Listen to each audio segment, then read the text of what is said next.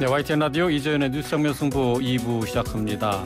화요일 2부 이 시간에는 정치 현안들에 대한 국민의힘의 행보 진단해 보면서 소수 여당으로서의 향후 과제까지 짚어보는 코너죠. 국민의힘은 안착종 순서로 진행을 하겠습니다. 국민의힘은 안착종, 오늘 김용남 전 의원과 함께 얘기 나눠보도록 하겠습니다. 김 의원님 안녕하세요. 네, 안녕하세요. 김용남입니다. 예. 자, 지금 국회에서는 예산 협상이 한창입니다. 지금 여야가 지금 갈피를 잡지 못하면서 여야의 원내 대표까지 나선 상황이에요. 자, 이번 네. 주까지 정기국회가 예정이 돼 있는데 12월 9일까지 예산안 처리가 가능할까 싶어요. 어떻게 보십니까?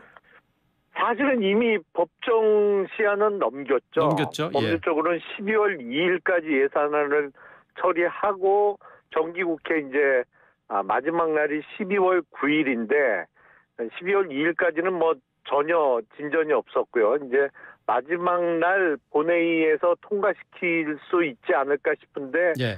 쉽지는 않아 보입니다. 사실은 뭐 우리나라 예산이 약 640조 정도 규모인데 지금 여야 간의 대치 상황이 워낙 심각해서요. 이게 잘 될 수 있을까? 올해 안에 이제 예산안이 처리 안 되면 예. 내년부터는 그야말로 준예산 체제로 가야 되는데 뭐 꽤 진통이 클 것 같은데요. 지금 봐서는. 준예산 상황까지 감안을 해야 된다. 쉽지 않아 보인다. 그렇다면 뭐 이번 주 정기국회가 끝나면은 국회는 어떻게 합니까? 아마도 임시국회를 열겠죠. 임시국회를 열어서 계속 논의한다. 만약에 예산안 처리가 안 된다 그러면 뭐 당연히 임시국회를 다시 잡을 거고요. 그리고 여야 간에 합의가 안 돼서 처리 못한 법률들이 꽤 많이 생길 수밖에 없기 때문에 12월 9일날 정기국회가 끝나더라도 12월 하순에 임시국회를 다시 잡지 않을까 싶습니다. 예. 지금 뭐 문제가 되고 있는 게 이제 이상민 장관에 대한 문책, 뭐 이게 그 민주당에서 들고 나오면서 국민의힘에서도 이런 식이면은 뭐 예산 처리나 국정조사 할 수 없다 이렇게 나오고 있잖아요. 어떻습니까? 우선 논리적으로 민주당이 국정조사를 요구했고 결국에는 국민의힘과 합의하에 국정조사 기간 중이지 않습니까? 예.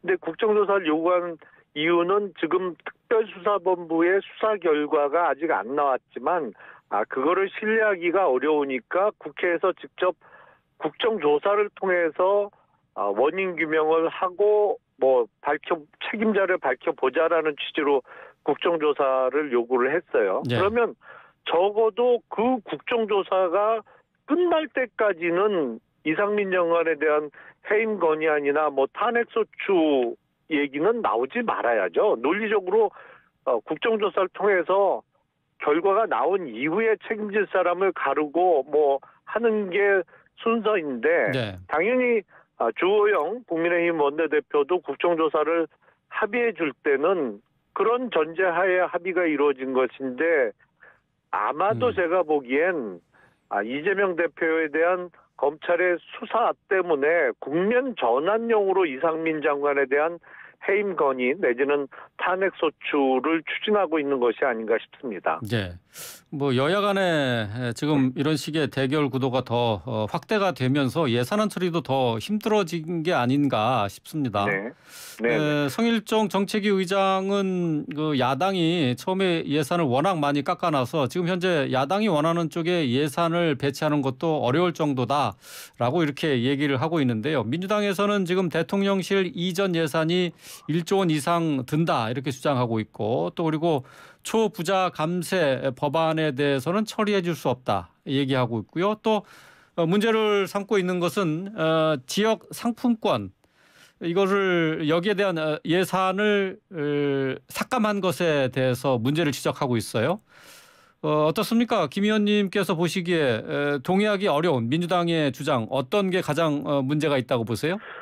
우선 가장 동의하기 어려운 부분은 민주당이 항상 그 똑같은 레토릭으로 공격을 하는 부자 감세 부분입니다. 네. 근데 이번에는 그게 전혀 맞지 않아요. 그게 부자 감세라는 게 지금 이제 법인세 인하 그리고 이제 종부세 조정 뭐 이 부분이 아니겠습니까?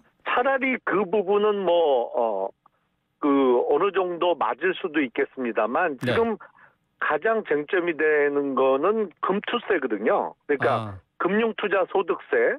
지금까지는 소위 대주주 요건을 가진 사람들만 주식 거래를 통해서 얻은 이익에 대해서 세금을 부과합니다만 당장 내년부터는 연 5천만 원 이상 되는 부분에 대해서 세금을 매기게 돼 있거든요. 그래서 국민의힘은 이거를 적어도 2025년까지는 유예하자는 입장이고 민주당에서는 이게 부자 감세라고 공격을 합니다만 그게 논리적으로 전혀 맞지 않는 것이 지금 삼성전자 같은 경우에 우리나라의 주주가 한 700만 명 정도 됩니다. 그러니까 우리나라 국민 중에 삼성전자 주식을 한 주라도 갖고 있는 분이 약 700만 명 정도 되거든요. 그 정도 얘기하죠. 주식은 부동산하고 달라서 삼성전자 주식은 어떤 서민이 한 주, 10주를 갖고 있으나 이재용 회장이 갖고 있는 삼성전자 주식이나 똑같아요. 그러니까 주식 수의 차이가 있을 뿐이지 주식은 똑같은 주식이란 말이죠. 그러니까 아파트나 부동산은 제각각이고 가격이 다 틀립니다만 주식은 그래서 금투세를 당장 시행하게 되면 지금 세금을 안 내기 위해서 주식을 많이 갖고 있는 사람들이 주식을 팔 수밖에 없고 그렇게 되면 결국엔 다른 주주들이 주가 하락으로 손해를 볼 수밖에 없거든요.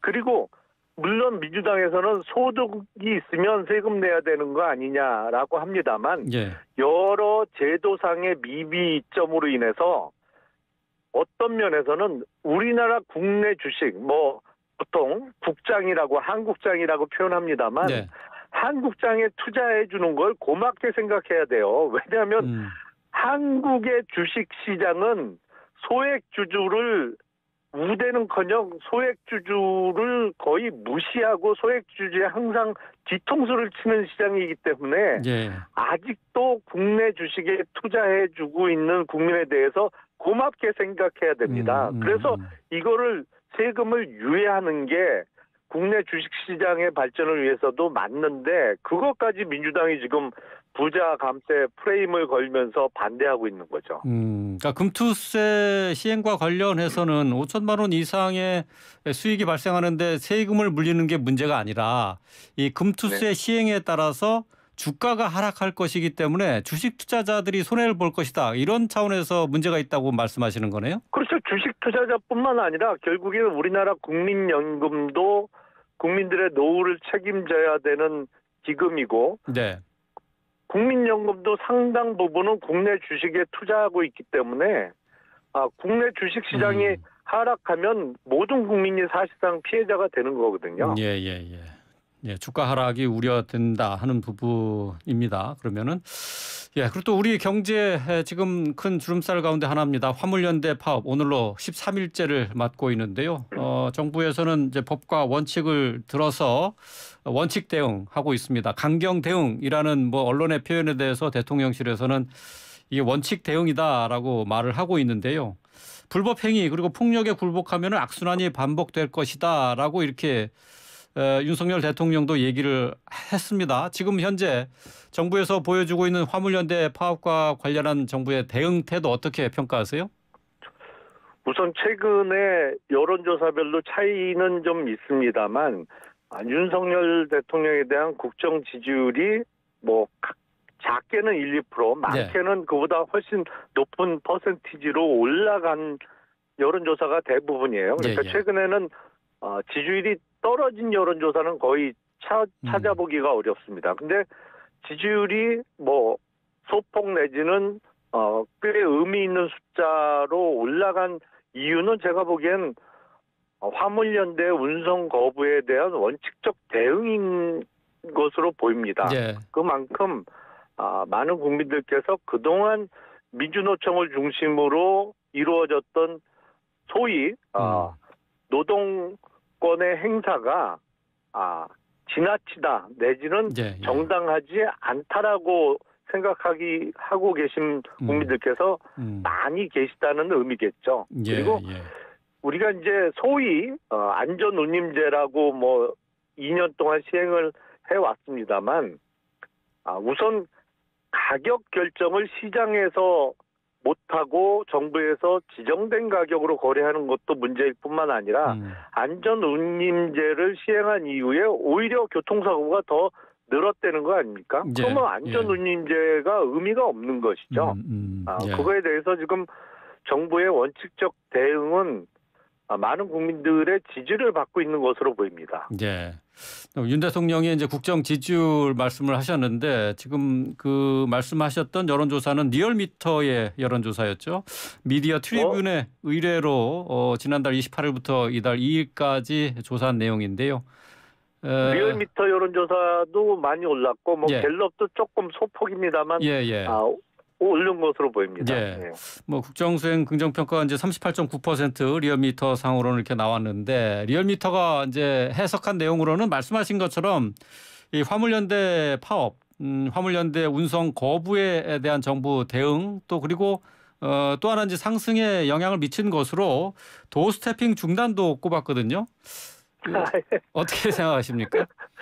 저는 사실은 처음부터 도어 스태핑은 반대였거든요. 예. 제 개인적인 의견으로는 그거는 아침 출근길에 소위 그 대통령으로 하여금 모든 것을 알고 모든 것을 어떠한 질문이 오더라도 잘 대답을 해낼 수 있는 그런 의미에서 미스터 에브리싱이 되기를 기대하는 것인데 예. 그건 뭐 지나친 부담으로 보이고 또 다른 식의 언론과의 소통이 더 적절해 보이기 때문에 개인적으로는 도어 스태핑은 처음부터 저는 반대했습니다. 근데 뭐 하다가 중단됐기 때문에 오히려 좀 아쉬운 면이 있긴 합니다만 저는 언론과의 소통을 도어 스태핑 말고 다른 방식으로 하는 게 더 적절하다고 생각을 합니다. 예를 들어서 대통령께서 직접 설명할 부분, 특히 주요 인물에 대한 인사 배경과 관련해서 기자실을 찾아서 직접 설명을 한다든지 아니면 주요 정책에 대해서 직접 뭐 언론을 상대로 설명하고 이렇게 추진 배경 같은 걸 이야기하는 식의 소통이 더 적절하지 않을까 싶습니다. 예. 지금 저 화물연대 파업 얘기하다가 지금 여론조사 내용까지 살펴보게 됐는데요. 화물연대 지금 뭐 시멘트 운수 종사자 2,500여 명에 대해서 업무 개시 명령이 발동이 된 상태예요. 노무현 대통령 때 만든 제도이긴 합니다만은 이게 뭐 강제 노동 아니냐라는 얘기도 나오고 있습니다. 어떻게 봐야 됩니까? 근데 최근에 미국의 사례를 보면요. 미국에서 공화당과 민주당이 거의 같이 합의를 해서 철도 부분에 파업을 금지하는 법안을 통과시켰거든요. 네. 그게 이제 하원에서 통과된 이후에 상원에서 어떻게 될 거냐 눈여겨봤는데 상원에서는 뭐 압도적인 찬성으로 찬성 80에 반대 15로 해서 통과를 시켰습니다. 그러니까 우리식의 업무 개시 명령이 우리나라에 있다면 미국 같은 경우에 법안의 형태로 파업을 못하도록 파업을 금지시키는 법안을 통과시킨 것이거든요. 네. 그러니까 국가 경제에 있어서 긴급한 필요가 있거나 중요 사안에 대해서는 그런 명령이나 법안의 형태로 파업 내지는 태업을 못하도록 금지시키는 것은 뭐 우리나라에만 해당되는 사안은 아니고요. 네. 그것을 놓고 강제 노역 아니냐 이거는 너무 지나친 좀 비약 아닌가 싶습니다. 네. 외국에도 그런 사례는 꽤 많이 찾아볼 수 있습니다. 네. 근데 이제 정부가 그동안 협상할 시간이 많았는데 손 놓고 있다가 결국 화물 노동자들을 벼랑 끝으로 모은 것 아니냐라는 지적도 있습니다. 그동안 왜 이 문제가 일몰제에 대해서 연장하는 방안 또는 여야가 이 부분을 어떻게 해결할 것인가 이 부분을 논의했어야 되지 않나 싶은데요. 글쎄, 일단 벼랑 끝으로 몬다는 것 자체에 동의하기가 좀 어렵습니다. 왜냐하면, 우리는 화물차에 대해서 제한된 숫자로 그거를, 허가를 내주고 있잖아요. 네. 그래서 사실은 일부에서는 그 허가를 소위 빌려주는 값으로 한 달에 수백만 원씩 대가를 받는다든지 하는 경우도 있는 것이고요. 그러니까 화물 종사자들이 정말 진정으로 생계를 위협받을 만큼 아주 위험한 궁지에 몰려 있는 상황이냐, 네. 그거에 대해서는 조금 아닌, 그건 팩트와는 다른 측면이 많이 있는 것 같고요. 예. 그리고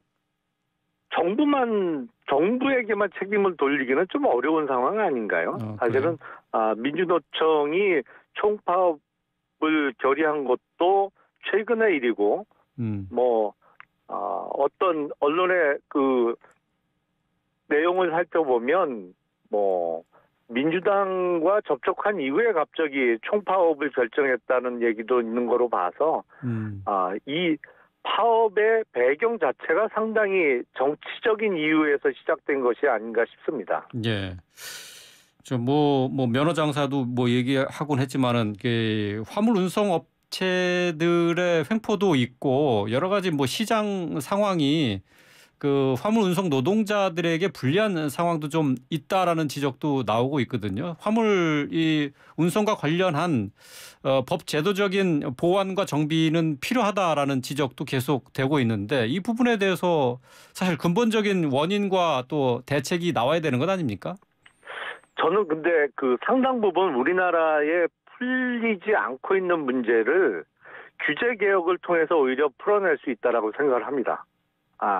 정부가 모든 것을 관장하고 어떤 숫자를 조절하면서 더 큰 문제를 양산해내고 있는 것 같아요. 그런데 지금 그 전에 소위 얘기하는 타다금지법이 좋은 예가 될 것 같은데요. 네.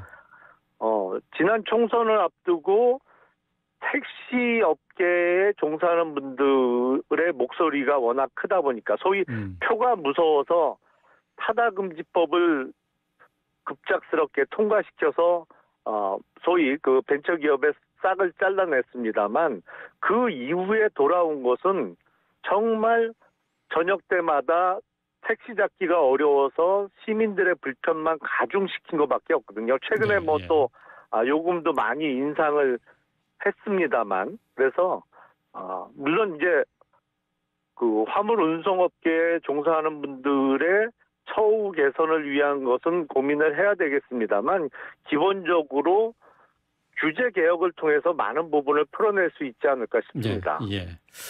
알겠습니다. 자, 당내 얘기를 좀 해보겠습니다. 주호영 원내대표가 지난 주말에 간담회를 통해서 수도권 그리고 또 MZ세대에 호소력 있는 인물이 차기 당대표가 돼야 된다. 그런데 지금 나와 있는 당권 주자들 성이 안 찬다. 이렇게 발언을 하면서 파장이 지금 계속되고 있습니다. 오늘 주호영 원내대표가 일반론을 말한 것이다라고 한 발 빼기는 했는데 자 여기에 대해서 장제원 의원이 또 오늘 한마디 더 보탰습니다. 스스로 당을 왜 왜소하게 만드느냐. 차기 당권을 두고 지금 국민의힘 내에 균열이 지금 시작된 겁니까? 어떻게 보세요? 균열이라기보다는 경쟁이 시작됐다고 봐야겠죠. 물론 그 차기 총선을 앞두고 수도권에서의 승리가 총선의 승패를 좌우하는 것은 맞습니다. 그래서 수도권의 승리, 특히 수도권에서 보다 많은 표를 가져올 수 있는 사람이 국민의힘의 새로운 당대표가 돼야겠죠. 그건 부인하기 어려운 대부분 다 동의하는 원칙인 것 같고요. 근데 주호영 원내대표께서 다른 그 출마 예상자를 언급하면서 성이 안 찬다고 말씀하신 거는 조금 말 실수를 하신 것 같아요.